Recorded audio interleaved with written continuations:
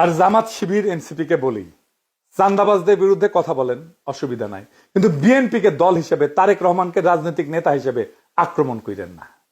এতে দেশের উপকার হবে না।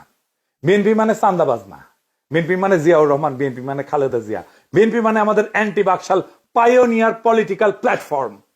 সেটা ধ্বংস হইলে বাংলাদেশ বিপদে পড়বে। বিএনপি আমাদের শত্রু না, বিএনপি আমাদের বন্ধু সহযোদ্ধা। তার উপরে অভিমান হইতে পারে, কিন্তু ঘৃণা করা চলে না। রাজনৈতিক বিভ্রান্তি থাকতেই পারে, কিন্তু বিভেদ ডেকে আনা যাবে না। বিএনপি এই জাতির স্বতন্ত্র চেতনার এক অবিচ্ছেদ্য অধ্যায়। তারেক রহমান ভুল করতে পারেন, কিন্তু বিএনপিকে পুঙ্খানুপুঙ্খভাবে বাতিল করা মানে এদেশের গণতান্ত্রিক ধারাকে দুর্বল করা, এদেশের ফ্যাসিবাদ বিরোধী, ভারতীয় আগ্রাসন বিরোধী লড়াইকে দুর্বল করা। আমাদের শত্রু কিন্তু একটাই, ভারত সমর্থিত হাসিনার ফ্যাসিবাদ। সে জায়গায় দাঁড়ায় আমরা যদি নিজেদের ঘরে আগুন লাগাই, তবে মুক্তি আসবে না বাংলাদেশের মানুষের, আসবে বিভ্রান্তি আর ধ্বংস। তাই সমালোচনা করেন, সংশোধনের ডাক দেন, কিন্তু ধ্বংস ডেকে আনেন না। কারণ আমরা সবাই একই ঐক্যতানে বাঁধা, একই বিপ্লবের সৈনিক। এই সত্যটা ভুলেন না।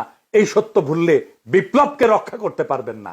বিপ্লবকে রক্ষা করাই আমাদের প্রথম